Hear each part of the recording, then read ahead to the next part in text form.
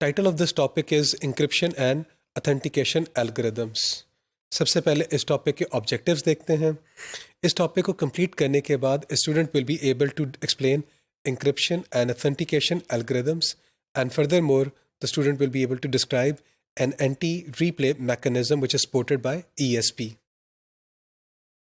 इस टॉपिक में यूज़ होने वाली जो फिगर्स हैं, जो मटेरियल है, they have been taken from the book with the title network security essentials and applications and standards, और इस बुक के ऑथर हैं William Stallings and the book was published in 2014। तो सबसे पहले अगर आप ESP का ये फॉर्मेट देखें, इसमें security parameters index, sequence number, payload, pad length, next header and ICV integrity check value which is of variable size. तो जो पेलोड डेटा है, पैडिंग, पैड लेंथ और नेक्स्ट फील्ड हेडर्स, इनको क्या करता है ESP, इनको इंक्रिप्ट कर देता है। और ये एरोस के साथ भी दिखाया गया, अगर आप देखें बाई डायरेक्शनल एरो को on the left hand side of this diagram ये दिखाया गया है, ये इंक्रिप्टेड फील्ड्स हैं। अगर तो आपका जो इंक्रिप्शन एल्गोरिथम है, it requires cryptographic synchronization data such as initialization vector चाहिए, then these data may be carried explicitly at the beginning of the payload field. If included, an IV is usually not encrypted. तो आप IV अगर included है तो उसे आप क्या करते हैं, encrypt नहीं करेंगे। जो आपका ICV field है, integrity check value field है, it is optional, और ये present कब होगा, जब आपने integrity service को select किया हुआ है। The ICV is computed after the encryption has been performed. Now, ये जो order है, this order of processing, it actually facilitates the rapid detection and rejection of replayed or bogus packets by the receiver prior to decrypting the packets. तो packet को decrypt करने से पहले ही आप क्या कर सकते हैं, डिटेक्शन कर सकते हैं, रिजेक्शन कर सकते हैं of replayed or bogus packets. Thus, this will reduce the impact of denial of service attacks. DOS को आप क्या कर सकते हैं, somehow reduce कर सकते हैं. It also allows for the possibility of parallel processing of the packets by the receiver. For example, आप क्या कर सकते हैं, decryption can take place in parallel with integrity check. तो आप decrypt भी कर रहे हैं और integrity को भी check कर रहे हैं. हमारे पास जो padding है, it serves several purposes. पहला purpose ये होता है कि जो ESP का जो format है, it requires that the pad length and the next header field should be right aligned within a 32-bit word. इसका क्या मतलब है? इसका मतलब ये है कि ये फील्ड जिनको आपने इंक्रिप्ट किया हुआ है, ये हमारा साइफर टेक्स्ट है, it has to be an integer multiple of 32 bits. So padding क्या करता है, एक अलाइनमेंट का पर्पस सर्व करता है.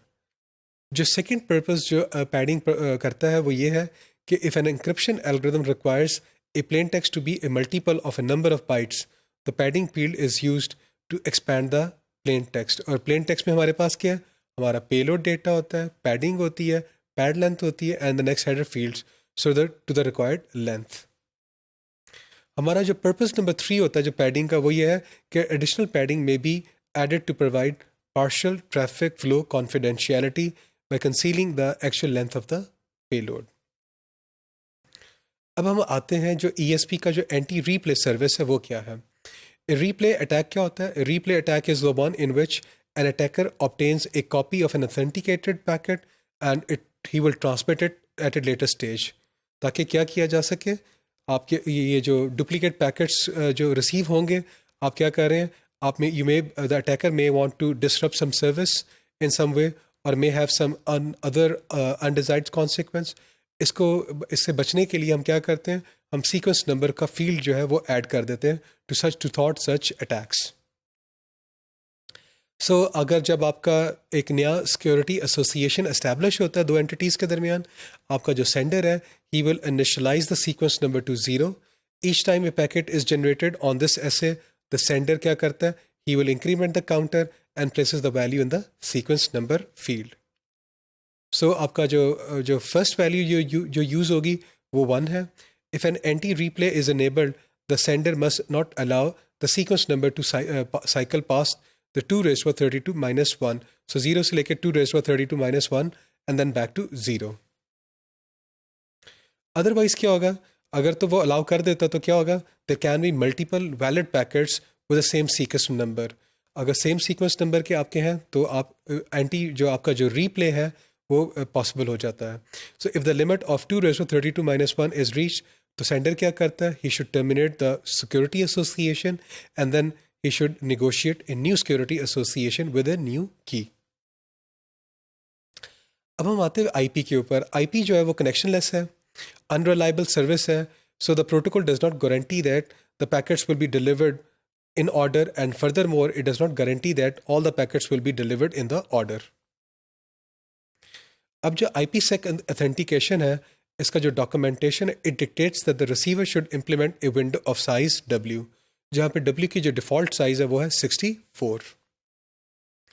उसका जो right edge of the window है, it represents the highest sequence number N so far received for a valid packet, or for any packet with a sequence number in the range from n minus w plus 1 to n has already been received correctly. That means आपने उनको receive करके उनको properly authenticate कर लिया हुआ है.